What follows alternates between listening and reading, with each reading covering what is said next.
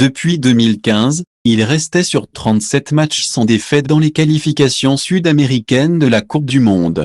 Les Brésiliens ont chuté mardi en Uruguay.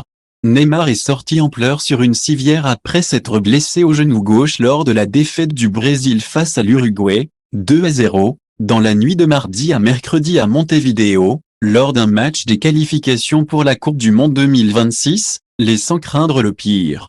Lors de la conférence de presse d'après-match, le directeur de communication de la Confédération brésilienne de football a indiqué qu'il s'agissait d'une blessure inquiétante, sans donner plus de détails.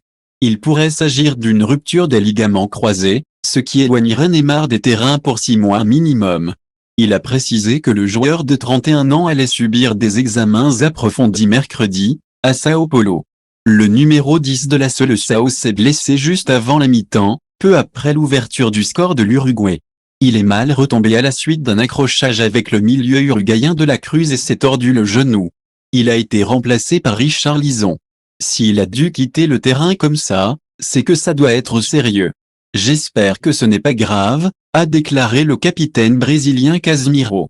Pour lui, ce sont les blessures, les blessures, les blessures.